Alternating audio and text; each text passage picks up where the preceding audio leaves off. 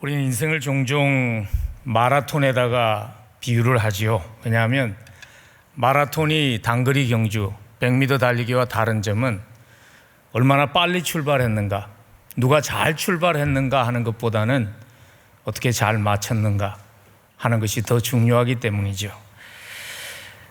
우리 인생 좋은 출발이 도움이 됩니다. 그렇지만 더 중요한 것은요, 어떻게 마쳤는가 하는 것이죠.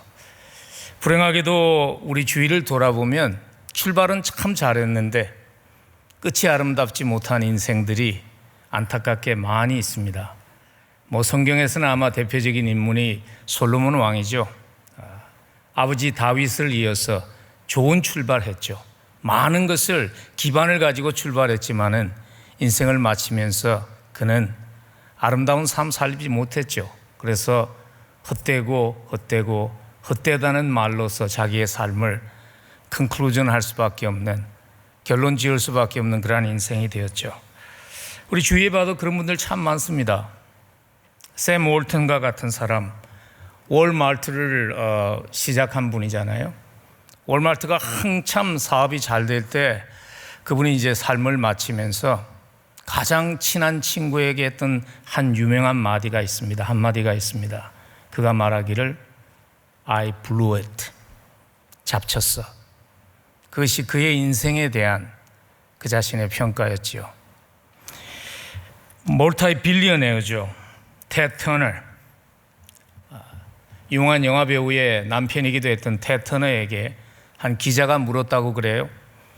당신의 인생을 당신이 평가한다면 어떻게 묘사를 하겠습니까? 텟 터너가 이렇게 말했다고 그래요. 내 인생은 다시 보고 싶지 않은 삼류 영화와 같습니다. 여러분, 모든 일에 시작 중요합니다. 그러나 더 중요한 것은 잘 마치는 것입니다. 하나님은 우리의 인생이 시작보다도 끝이 더 아름다운 그러한 인생이 되기를 원하십니다. 그래서 하나님이 우리를 쓰기를 원하시는 것입니다. 여러분, 하나님이 우리가 필요치 않습니다. 우리가 하나님이 필요한 것이지요. 하나님 스스로 하실 수 있지만 하나님이 우리를 쓰시기를 원하는 이유는 하나님께 쓰임받는 인생이 될 때 시작보다 끝이 아름다운 인생이 되기 때문입니다. 하나님을 만났던 사람들, 그들의 삶의 공통점은 시작보다 끝이 아름다웠다는 것이죠. 예수님의 족보에 등장하는 여인들, 남편을 잃고 시댁에서 버림받았던 다말, 무슨 이유인지 모르지만 몸을 파는 기구한 인생으로 시작했던 라합. 근데 그들이 예수님을 이 땅에 오게 하는 소중한 역할에 쓰임받았고요, 자랑스럽게 예수님의 족보는 이런 분들을 통해서 이루어졌습니다 하는 것을 하나님이 자랑스럽게 말할 때 그 속에 포함되는 한 사람의 아름다운 인생이 되었죠. 예수님의 제자들도 마찬가지 아닙니까? 하나님께 쓰임받는 인생이 되지 못했다면 그냥 평생 생선만 다듬다가 끝나야 할 인생인데 하나님께 쓰임받고 아름다운 인생들이 됐죠. 마태와 같은 사람을 보아도 손가락질 받고 인간 대접받지 못했던 세리가 성경의 첫 번째 책인 마태복음을 쓰는 그러한 아름다운 삶으로 맞춰지지 않았습니까? 여러분, 우리 모두에게도 그런 바람이 있지 않나요? 시작은 어땠든지 간에 삶을 마치면서 후회하지 않고 마치는 아름다운 인생이 나의 인생이 되었으면 좋겠다 하는 그러한 바람이 우리 모두에게 있지요. 여러분, 어떻게 살면 삶이 시작보다 끝이 아름다운 인생이 될 수 있을까요? 저는 오늘 그 답을 히브리서 3장 오늘 함께 나누었던 1절부터 6절부터 6절까지에서 한번 찾아보려고 그럽니다. 여러분들이 잘 아시지만 히브리서는요, 좋은 시작이었어요. 예수 그리스도를 만나고 유대인이었는데 그리스도인이 되었던 사람들, 근데 지금 그 끝을 망칠 수 있는 위기에 있는 사람들에게 쓰진 서신이 히브리서죠. 왜냐하면 기독교인으로 산다는 것이 너무 힘들었습니다. 가족들과 친척들에게 버림을 받고요. 당시에 왕이었던 네로가 로마에다가 불을 지르고 그 방화범으로 기독교인들을 몰아세웠기 때문에 사회적으로 정치적으로 박해받는 상황이었어요. 사업체가 문을 닫아야 했고 손님들이 오지 않는 그러한 상황들, 그러한 상황을 틈타서 주변에 있던 유대인 친구들이 유혹하는 것이죠. 돌아와. 다시 돌아와. 그래서 히브리서를 보면 그러한 마음이 흔들리는 자리에 있는 사람들에게 시작은 잘했지만 끝을 망칠 수 있는 그러한 소중한 갈림길에 서 있는 사람들에게 기록한 편지이기 때문에 히브리서 2장 1절을 보면 혹 흘러 떠내려 갈까 염려하노라 하는 그 말을 히브리서 기자가 합니다. 우리의 상황이 그들과 꼭 같지는 않지만 우리에게도 여전히 비슷한 영적인 싸움이 있습니다. 잠시의 평안함을 위해서 인생을 아름답게 마치는 축복을 포기하라는 유혹이 어느 때보다도 심한 때에 우리가 살고 있지 않나요? 꼭 그렇게 믿어야 돼? 하는 목소리 여러분 자주 듣지 않나요? 세상 흘러가는 대로 살면 되는데 꼭 그렇게 바보스럽게 살아야 돼? 하는 그러한 소리들 혹시 주변에서 듣지 않나요? 그래서 오늘 포기하고 돌아서고 싶은 히브리서의 독자들에게 주신 하나님의 말씀은요, 오늘 살아가는 우리에게도 꼭 필요한 말씀입니다. 시작보다 끝이 아름다운 삶 되려면 이렇게 살아야 합니다. 우리에게 말씀하십니다. 시작보다 끝이 아름다운 삶이 되려면요, 꼭 기억해야 되는 첫 번째 것은 내가 하나님의 부르심을 받은 소명자라는 거예요. 그래서 오늘 보면 1절에서 이렇게 부르죠. 함께 하늘의 부르심을 받은 거룩한 형제들. 간혹 그 자매들이 불평을 해요. 성경은 왜 자매는 얘기 안 하냐고. 당시의 문화에는 여성에게는 아무런 권한이 없었죠. 근데 성경을 쓰면서요, 하나님의 눈에 모든 권한을 가진 가치 있는 존재로 사회에서 인정받는 형제들로 자매들도 똑같이 하나님은 보신다는 그런 메시지가 담겨 있습니다. 함께 하늘의 부르심을 받은 거룩한 형제들. 아무 목적 없이, 아무 의미 없이 우연히 이 땅에 던져진 그러한 존재가 아니라 우리는 하나님의 목적을 이루기 위해서 보냄을 받은 사명자라는 것을 잊지 말라는 것이죠. 그래서 영어 성경에 보면 이런 표현을 썼어요. Holy brothers who shares in the heavenly calling. 우연히 이 땅에 있는 것이 아니라 우리는 the heavenly calling, 하늘나라의 소명을 받은 자입니다. 근데 이브리서 기자가 거기서 그치지 않습니다. 우리가 소명받은 자라는 것이 얼마나 큰 축복인지, 얼마나 큰 영광인지를 우리에게 다시 한번 말하기 위해서 오늘 보면은 1절 말씀에서 예수 그리스도가 사도셨다는 것을 기억하라고 1절 후반부에서 말합니다. 우리의 믿는 도리의 사도이시며 예수를 깊이 생각하라. 저는 뭐 학자가 아니기 때문에 제가 찾은 건 아닌데 제가 성경을 연구하다 보니까 한 구약 신약학자가 그걸 찾았어요. 성경 전체에서 이 구절만이 유일하게 그리스도를 사도라고 칭하고 있는 성경 구절이라고 그럽니다. 여러분, 사도라는 의미가 그거죠. 사도라는 칭호에 담겨 있는 의미가 보냄을 받은 자라는 것이죠. 예수님이 보냄을 받은 것 같이 우리도 하나님의 보냄받은 자라는 것이 얼마나 큰 영광인가를 기억하라는 것입니다.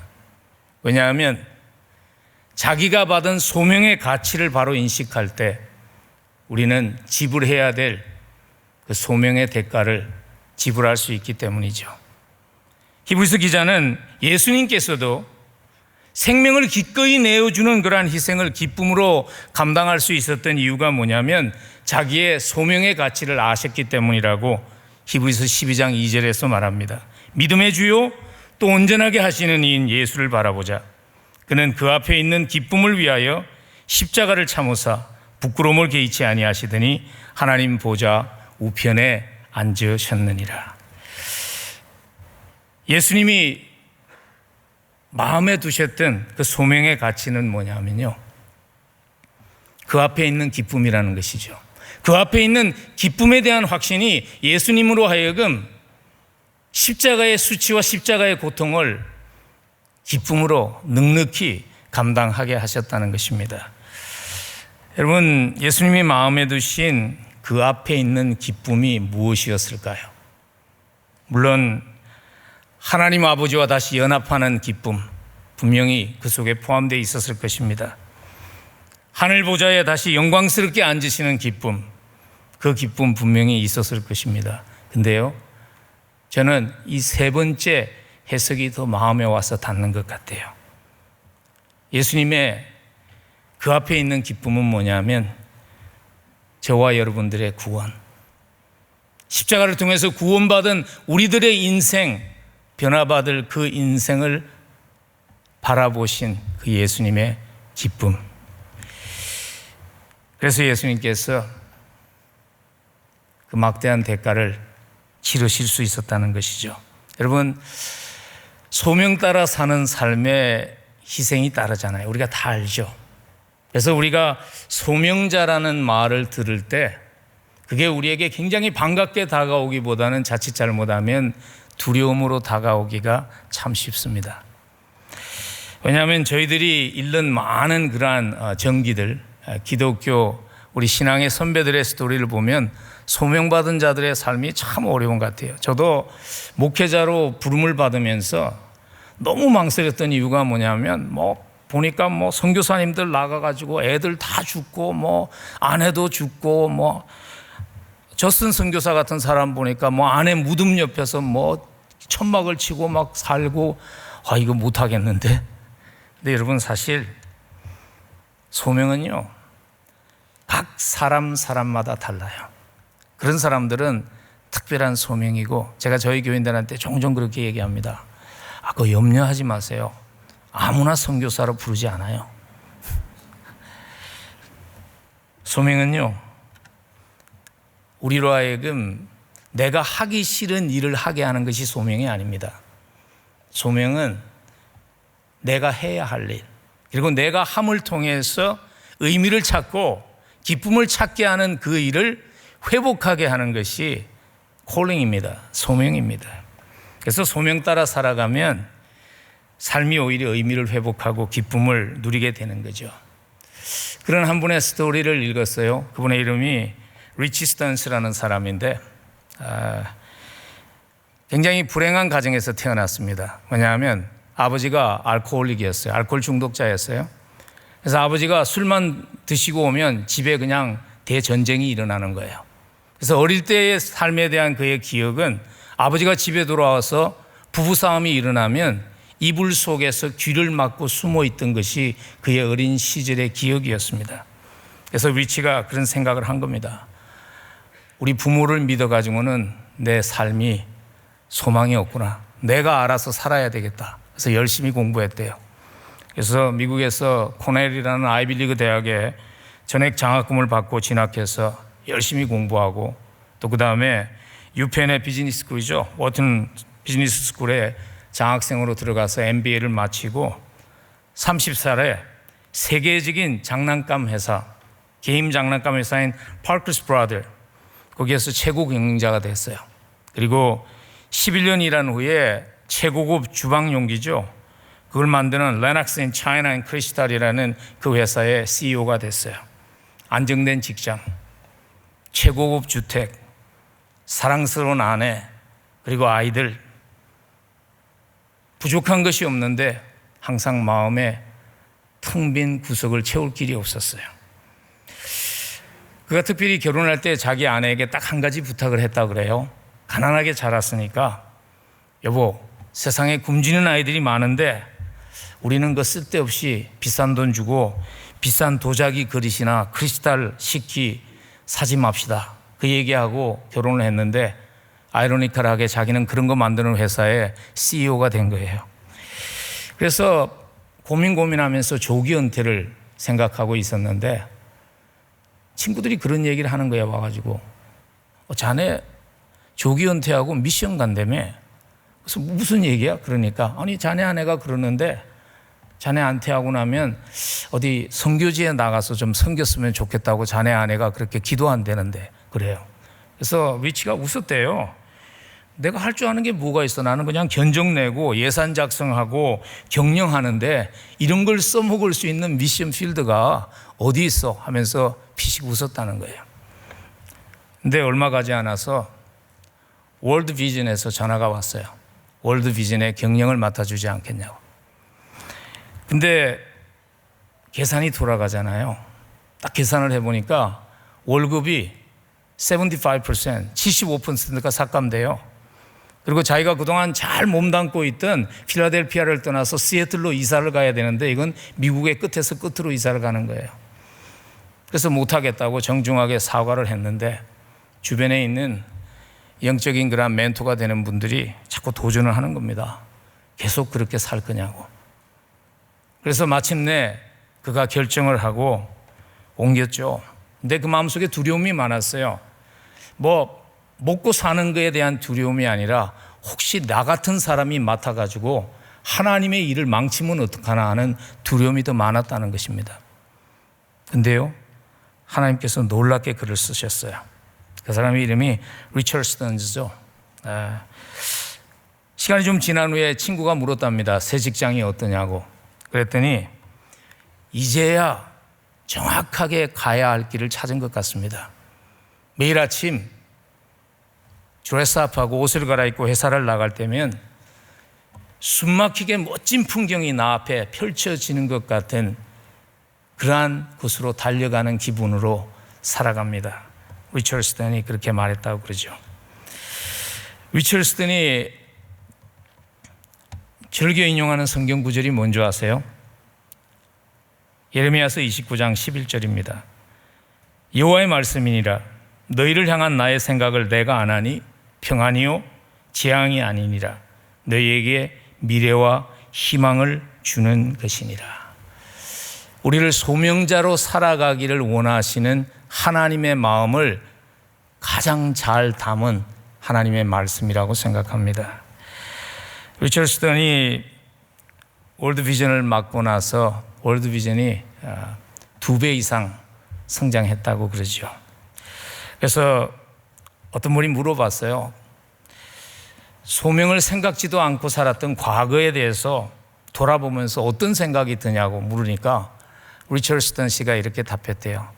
글쎄 말입니다. 어쩌자고 23년을 낭비했는지 모르겠습니다. 그렇게 답한다는 겁니다. 근데 여러분 오해는 하지 마십시오. 소명받은 자로 살아간다는 것은 내 전문 직업을 바꾸는 것을 꼭 의미하지 않습니다. 근데 한 가지 확실한 것은 이것입니다. 인생을 하나님의 부름이라는 것과 아무 상관없이 살면 아름다운 마침 되지 않습니다.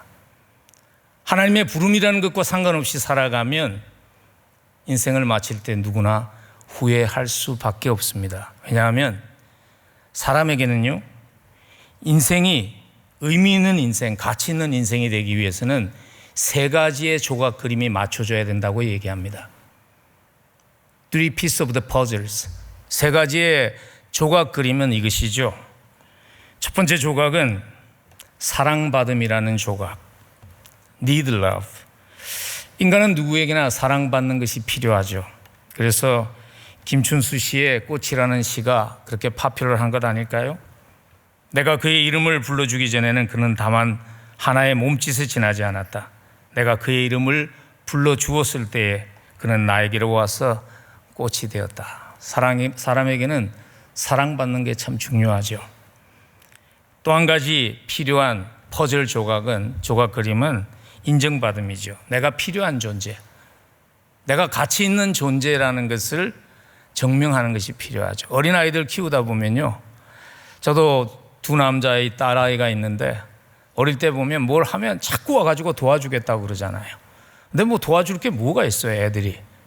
근데 그들에게 할 수 있는 무언가를 맡겼을 때 그들의 눈빛 속에서 나도 무언가를 할 수 있는 존재라는 그러한 기쁨을 느끼는 모습, 그게 우리 모두에게 있습니다.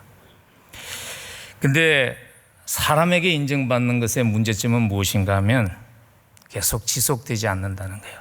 오래 갈 수 없다는 거예요. 그래서 미국말 표현에 이런 표현이 있거든요. Been there, done that. 나도 그런 자리에 있어 봤고 나도 그런 거 해봤어. 근데 그게 전부가 아니라는 것이죠. 사람에게 인정받는 것만으로 충분하지 않기 때문에 꼭 필요한 세 번째 퍼즐이 필요합니다. 혹시 여러분들 가운데 사랑받고 있고 인정받고 있는데 왜 내 삶이 뭔가 이렇게 허전할까 하는 느낌이 있다면요, 더 사랑받아야 하고 더 많은 것을 성취해야 되는 것 아닙니다. 꼭 있어야 되는 한 가지의 조각 그림이, 퍼즐이 없기 때문입니다. 그 퍼즐은 무엇인가 하면 하나님의 소명입니다. 하나님이 주신 소명이 빠진 상태에서 인생이라는 그림은 완성될 수 없습니다. 왜냐하면 소명과 상관없이 살면서 하나님께 인정받는 삶이 될 수 없기 때문입니다. 여러분, 육신의 자녀가 육신의 부모에게 인정받는 것이 굉장히 소중하듯이요, 영적인 자녀인 우리는 영적인 아버지에게 인정받는 것이 굉장히 중요합니다. 평생 부모에게 인정받지 못하고 살아간 사람들의 가슴 아픈 얘기가 우리 주변에 많이 있죠. 저도 그런 분의 한 스토리를 읽었어요. 미국의 골프 선수인데 다나 퀴글리라는 사람. 어릴 때부터 골프에 재능이 있어서 선수 생활을 했는데 한 번도 자기 아버지의 마음에는 흡족하지 않았어요. 그래서 대학 시절에 알코올 중독에 빠져서 헤매다가 나이가 들어서 정신을 차리고 다시 재기해서 미국의 50세 이상 그 챔피언 리그라고 그러죠. 거기에 가서 그가 우승을 합니다. 그리고 우승을 한 첫날 어제와 같이 막 비가 쏟아진 밤에 우승 트로피를 들고 다나 퀴글리 씨가 운전을 해서 달려갔던 곳은 다른 곳이 아니라 자기 아버지가 있었던 양로원이었어요. 근데 불행하게 아버지가 그 우승 트로피를 보지 못하고 세상을 떠나죠. 저는 이런 청년도 만난 적이 있어요. 예일 대학 출신이에요. 근데 마음의 상처를 가지고 살아요. 왜냐하면 예일 대학에 입학되었을 때 너무 기쁜 마음으로 자기 어머니에게 달려가서 Mom, I made it to the Yale. 내가 예일 대학에 입학했어요. 그렇게 말하는데 돌아온 답이 뭐냐면, 근데 예일 대학은 하버드는 아니잖아 하는 답이었다고 그래요. 육신의 부모가 자녀에게 인정받는 것 너무나 중요하죠. 그래서 그거 받지 못한 사람들이 나이가 들었어도 끊임없이 자기 가치 증명이라는 짐을 지고 살아가는 안타까운 모습들을 종종 보게 됩니다. 그와 마찬가지로요, 영적인 자녀는 영적인 부모에게 인정받는 것이 필요합니다. 그래서 하나님의 말씀은 진정한 축복을 누린 인생이 어떤 인생인가를 이렇게 정의를 내립니다. 시편 1편에서 시편 1편이 이렇게 시작하죠. 복 있는 사람은, 어떤 사람이 정말 진정한 축복을 누린 사람인가. 그리고 마지막 결론절인 6절에서 대저 의인의 길은 여호와께서 인정하시나, 그렇게 마칩니다. 하나님께 인정받는 인생이 되었을 때 삶이 진정한 행복을 누린다는 것이죠. 우리가 놓치지 말아야 하는 가장 소중한 축복이 하나님께 인정받는 삶이 되는 것입니다. 근데 그 인정받는 삶이 되려면 소명자로 살아야 합니다. 여러분, 소명은 누가 받는 것일까요? 소명은 뭐 목사, 선교사 이런 부류의 사람들이 받는 것일까요? 아닙니다. 구원을 받으면요, 모두 소명을 받는 것입니다. 구원을 받았는데 소명을 받지 못한 사람은 없습니다. 여러분, 우리가 암송도 하고 뭐 제자 훈련하면 이 구절은 꼭 하는 구절이죠. 에베소서 2장 8절과 10절에 우리의 구원에 대한 것을 말씀하시면서 10절에 가면 이런 말씀을 하십니다. 우리는 그가 만드신 바라 그리스도 예수 안에서 선한 일을 위하여 지으심을 받은 자니 이 일은 하나님이 전에 예비하사 우리로 그 가운데서 행하게 하려 하심이라. 우리가 구원받은 그 삶과 함께 우리의 부름이 있다는 것이죠. 그게 뭐냐면 그리스도 안에서 선한 일을 하는 그러한 인생이 되게 하기 위한 것이라는 것입니다. 그럼 우리에게 남아있는 질문은 그거죠. 그러면 그 선한 일이 무엇인가? 우리를 구원하시고 하나님이 기대하시는 그 선한 일이라는 것은 과연 무엇인가? 오늘 히브리서가 그 답을 한 가지 우리에게 해 주십니다. 1절 다시 한번 보십시오. 1절을 보시면요.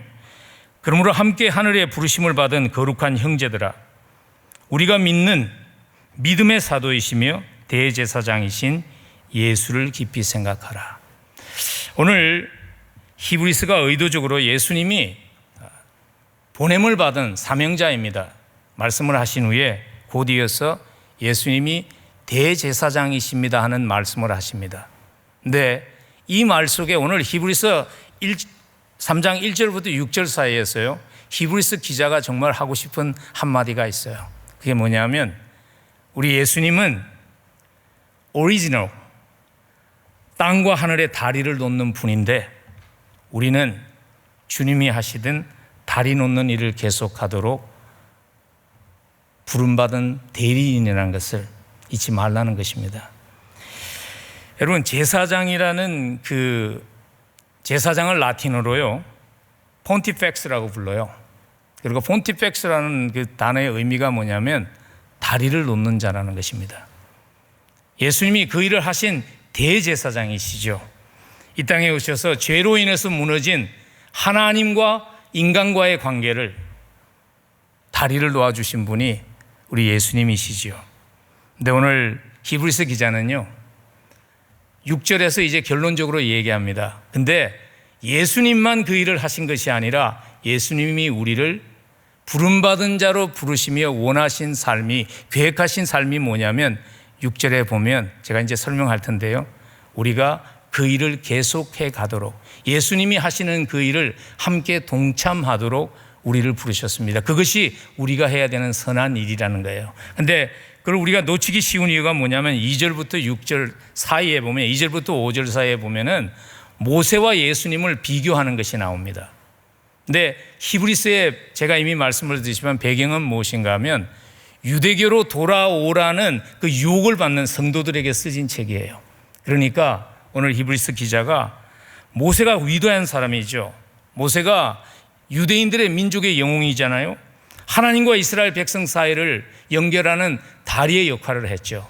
근데 그 모세와 또한 다리를 놓는 예수님이 비교될 수 없다는 것을 지금 대조해서 보여주는 목적으로 그 말씀을 쓴 것입니다. 그래서 5절과 6절에 보면은 또한 모세는 장래에 말할 것을 정언하기 위하여 하나님의 온 집에서 종으로서 신실하였고 그리스도는 하나님의 집을 맡은 아들로서 그와 같이 하였으니 하나님의 백성을 돌보는 다리를 놓는 일을 하는 종의 역할이 모세라면 다리를 놓는 역할을 하는 아들이 예수님입니다. 그러면 종과 아들은 비교될 수 없는 것입니다. 지금 그 논리를 쓰는 것입니다. 근데 그걸 쓰고 나서 6절에 가면요 거기서 마치지 않고 우리가 그 일의 파트너입니다 하는 말을 하죠. 6절 말씀 보시면 우리가 소망의 확신과 자랑을 끝까지 굳게 잡고 있으면 우리는 그의 집이라 그렇게 기록했어요. 근데 여기서 그의 집이라는 것은 그냥 하나님의 구원받은 백성이라는 그 의미 이상의 의미가 있습니다. 그래서 히브리서 기자가 14절에 가서 보충 설명을 하죠. 14절에 보면 우리가 시작할 때에 확신한 것을 끝까지 견고히 잡고 있으면 그리스도와 함께 참여한 자가 되리라. 여러분 한번 비교를 해보세요. 끝까지 6절에서 끝까지 굳게 잡고 있으면 우리는 그의 집이라. 근데 14절에는 끝까지 견고히 잡고 있으면 뭐라고 얘기하세요? 그리스도와 함께 참여한 자가 되리라. 영어 성경에 보면 partner with the Christ라는 표현을 썼어요. 예수 그리스도와 함께 참여한다는 그 의미는 예수 그리스도의 파트너로 우리가 부름을 받았다는 것이죠. 예수님께서 우리로 하여금 무너진 세상이 하나님께로 돌아오게 하는 그 다리를 놓는 역할을 계속하게 하기 위해서 우리를 부르셨다는 것입니다. 여러분, 다리 놓는 역할 어디에서 해야 할까요? 우린 종종 그 부름이라는 단어를 들으면 또는 소명자라는 말을 들으면요, 막 큰 아주 특별한 일을 해야 된다는 생각을 참 많이 하는 것 같아요. 한 지혜로운 분이 이런 얘기를 하셨습니다. 많은 고목이 쓰러져 갈 때 산을 다시 푸르게 하는 가장 좋은 방법은 작은 나무를 많이 심고 잘 가꾸는 것이라. 소명자로 살아간다는 것은요, 꼭 위대한 일, 특별한 일을 하는 소명자들도 있지만 대부분의 사람들은 지극히 평범한 하나님이 부르신 현장에서 그 일을 하는 것입니다. 우리가 다리 놓는 역할을 해야 할 가장 첫 번째 장소는 가정입니다. 제가 사실 최근에 내가 하나님의 대리인으로 가정에 보내어졌구나 하는 것을 깊이 생각하게 됐어요. 왜냐하면 한번 결혼 주례를 하는데 한국에서는 제가 결혼식 어떻게 하는지 잘 모르겠어요. 미국에서는 아버지가 딸을 이렇게 팔을 끼고 앞으로 걸어오면 신랑이 앞에서 기다립니다. 그러면 끝에 와서 딸을 신랑에게 손을 건네줍니다. 그리고 아버지는 물러서서 앉게 되고 딸과 신랑이 이제 같이 서게 되는데, 그때 제가 한 아버지의 눈물을 보았어요. 그렇지 않아요? 평생 얼마나 귀하게 키운 딸이에요. 근데 정말 잘 알지도 못하는 한 청년에게 그 딸을 손을 넘겨주면서 그 아버지의 눈물이 고인 눈에 메시지는 이것이 있습니다. 나에게 너무나 소중한 딸이야. 이제부터는 자네가 맡아서 잘 돌봐줘 하는 아버지의 마음을 읽었어요. 제가 그때 하나님의 마음을 읽었습니다. 하나님께서 우리를 가정에 보내시고 맡기신 역할이 그거 같아요. 남편들에게 내 사랑하는 딸이야. 내가 십자가에서 생명 줄이만큼 사랑하는 딸이야. 이제부터 대신 맡아서 사랑해주고 소중하게 여겨주고 아름다운 하나님의 딸로 성숙할 수 있도록 당신이 도와주면 좋겠어. 하나님께서 신부에게도 그렇게 말씀하시죠. 아내에게도 내 사랑하는 아들이야. 내가 생명 줄이만큼 사랑하는 아들이야. 이제부터 사랑해주고 나를 대신해서 사랑해주고 소중히 여겨주고 아름다운 그리스도인으로 성장할 수 있도록 함께 해줘. 그것이 하나님의 마음이죠. 여러분, 결혼이 바로 이런 사건입니다. 하나님의 대리인으로 우리가 각 가정에 보내진 것입니다. 가정에서 우리가 다리 놓는 자가 될 수 있어야 합니다. 그리고 또 직장이 우리의 다리 놓는 곳이 돼야 되죠. 우리 직장에 보면 안타깝게도 하나님과의 관계가 끊어진 사람들이 너무나 많이 있잖아요. 물론 직장이나 사업이라는 것은 이윤을 남기기 위한 목적이 있습니다. 그러나 그것만이 목적이 되면 안 되는 것 같아요. 제게 가장 가슴 아픈 한 경험은 뭐냐 하면요, 한 청년이 오래전에 저희 교회를 떠났어요. 그래서 그 청년에게 예수를 전했는데 돌아온 답이 이겁니다. 우리 사장님이 믿는 예수님이라면 no thank you. 우리 사장님이 믿는 하나님이라면 나는 믿고 싶지 않습니다. 여러분, 하나님이 한 영혼이 죽게 돌아오는 것을 천하를 얻는 것보다 더 기뻐하십니다. 여러분, 하나님이 이렇게 기뻐하는 일이라면 우리 해야 하지 않겠습니까? 내가 어디에다가 다리를 놓는 역할을 하면서 살아야 할까 두려워하지 마십시오. 한번 기도해 보십시오. 하나님, 십자가의 피값으로 나를 사셨는데, 그리고 나를 소명자로 부르셨는데 내가 어떤 다리를 어디에서 놓으며 살아야 할까요? 한번 하나님께 물어보십시오. 하나님이 밝게 알게 하실 것입니다. 자식이 부모가 원하는 일을 한다는데 그걸 서포트 해주지 않는, 그것을 도와주지 않는 부모가 있나요? 없죠. 그래서 주님이 그렇게 말씀하셨습니다. 너희 중에 누가 아들이 떡을 달라 하면 돌을 주며 생선을 달라 하는데 뱀을 줄 사람이 있느냐? 너희가 악한 자라도 좋은 것으로 자식에게 줄 줄 알거든 하물며 하늘에 계신 너희 아버지께서 구하는 자에게 좋은 것으로 주시지 않겠느냐. 두려워하지 마시고 오늘도 기도하시면서 한번 물어보십시오. 어떨 때는 두려워서 기도하지 않잖아요. 혹시 기도하면 내가 하고 싶지 않은 일 하라고 그럴까 봐. 근데 소명은요, 내가 해야 할 일, 내가 그렇게 디자인된 일을 찾아서 하게 하는 것이 소명입니다. 하나님이 알게 하시는, 그래서 하나님께 쓰임받는 소명자로 살아갈 수 있기를 축복합니다. 시작보다 끝이 아름다운 삶 살기 위해서 오늘 보면 예수 그리스도를 주목하라, 기억하라고 말했는데 우리가 기억해야 될 또 하나의 우리에게 주신 예수님을 기억함으로 기억해야 될 소명이 있죠. 그게 뭐냐면 격려하며 고난당하는 사람을 세우는 것입니다. 하늘과 땅을 연결하는 다리 놓는 자로 이 땅에 오신 예수님이 보여주셨던 모델은 함께 아픔을 나누는 격려자가 되는 것이었습니다. 히브리서 2장 18절에 그가 시험을 받아 고난을 당하셨은즉 시험 받는 자들을 능히 도우실 수 있느니라. 고난 당하신 예수님이시기 때문에 우리를 격려하실 수 있다는 그러한 논리죠. 제가 존경하는 목사님인데 척소인들 목사님이 이런 말씀을 하셨어요. 예수님을 인간과 동일하게 만드는 것은 고난이다. 고난이 없었다면 그분은 결코 나를 충분히 이해한다고 말할 수 없으셨을 것이다. 이 원리를 우리에게 적용하면요, 우리를 이웃과 공감하게 하는 것은 우리가 당한 고난입니다. 우리의 삶에 있는 고난의 흔적이 이웃의 아픔을 격려하는 그러한 도구가 될 수 있습니다. 가끔 그런 질문들을 성도들에게 받습니다. 하나님이 사랑이신데 왜 삶에 고난을 허락하실까요? 고난이라는 그 질문에 대한 쉬운 답은 없습니다. 그러나 한 가지 확실한 것은 이것입니다. 하나님은 고난을 헛되게 하시지 않습니다.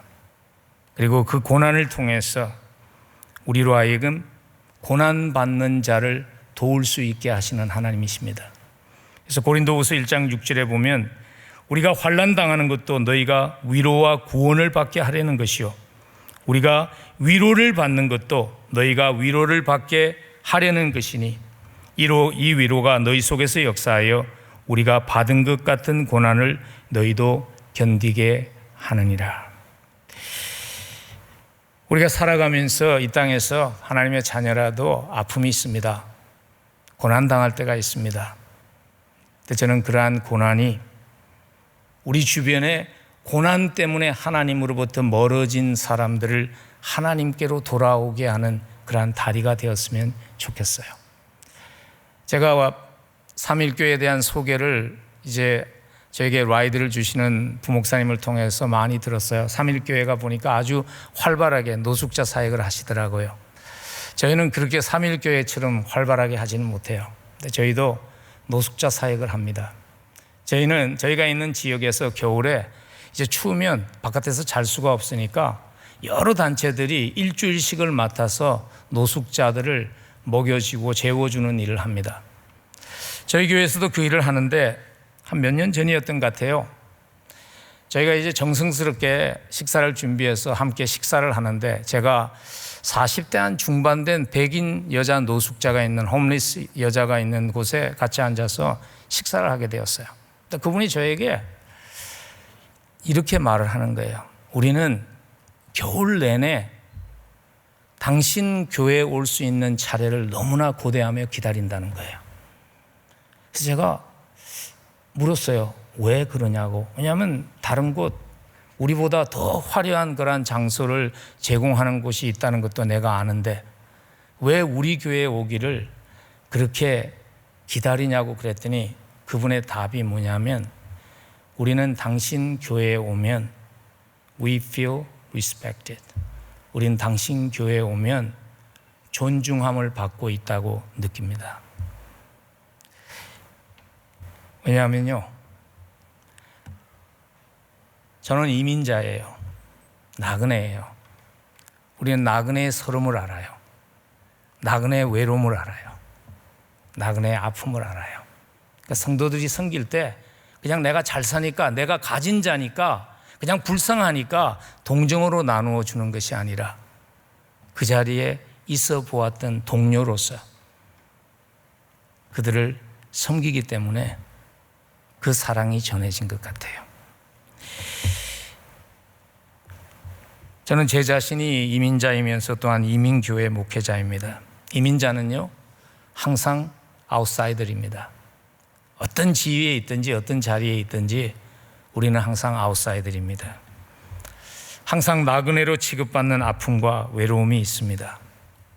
그러나 참 감사한 것은요, 그 아픔마저도 하나님께서 쓰시는 하나님이 되신 것이 얼마나 감사한지 모릅니다.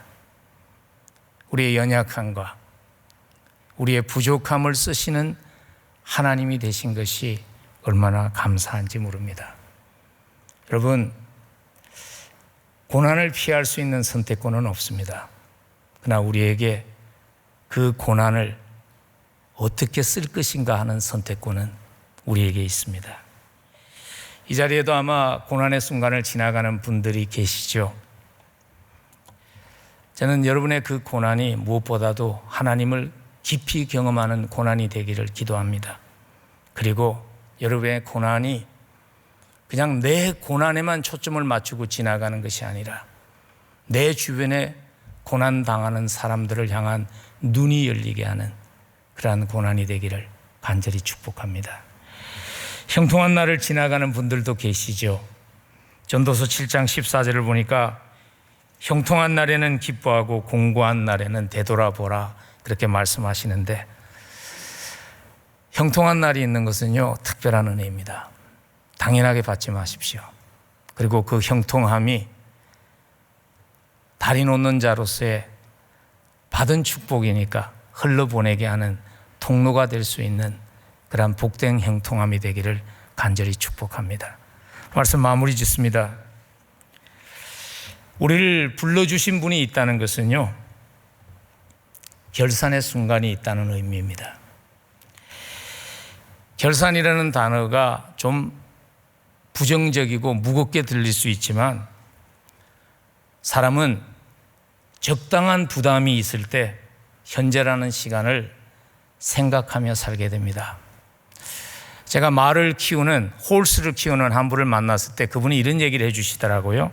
말은 아무런 무게가 올려지지 않았을 때, 맨몸으로 있을 때 가장 빨리 달릴 것 같지만 그렇지 않다는 거예요. 말의 등에 안장을 얹고 적당한 무게가 올려졌을 때 말은 훨씬 빨리 달린다는 것입니다. 우리의 인생도 저는 그렇다고 생각합니다. 하나님 앞에 서야 되는 순간이라는 그 적당한 양의 짐이 우리의 삶에 올려졌기 때문에 목적 있는 인생, 의미 있는 인생 달려갈 수 있기를 간절히 축복합니다. 삶을 마치며 여러분과 저의 고백이 솔로몬이 했던 헛되다는 고백이 아니라, 삶을 마치며 여러분과 제 고백이 내 잔이 넘치나이다 하는 다윗의 고백이 될 수 있기를 주의 이름으로 간절히 축복합니다.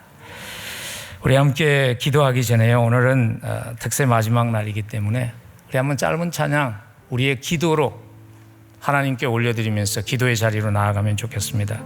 왕이신 나의 하나님, 우리 함께 찬양합니다.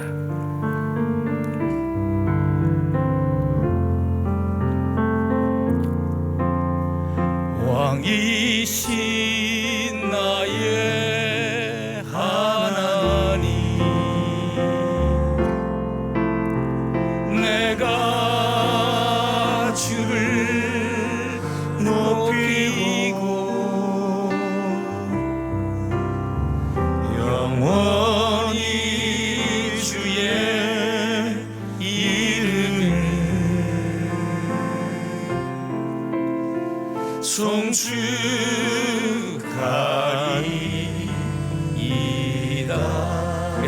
기도할까요? 왕이신 나의 하나님, 내가 주를 높이고 영원히 주의 이름을 송축하리이다.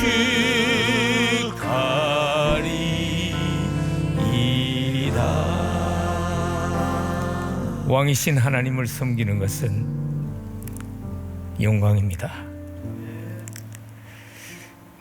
그러나 우리의 왕은 우리를 이용하시는 왕이 아니라 생명 주시기까지 우리를 사랑하시는 왕이십니다. 우리 한번 이 시간, 하나님, 나를 그러한 축복된 인생으로 택해 주신 것 감사합니다. 나에게 어떤 달란트를 주셨든지 그 달란트가 왕이신 하나님을 높여드리는, 왕이신 하나님을 섬기는 부름받은 자, 소명자의 삶이 되게 해 주옵소서. 우리 한 음성으로 함께 기도하며 나아갑니다. 하나님 아버지, 하나님의 은혜가 너무나 감사하고 고맙습니다. 세상에 유능한 사람이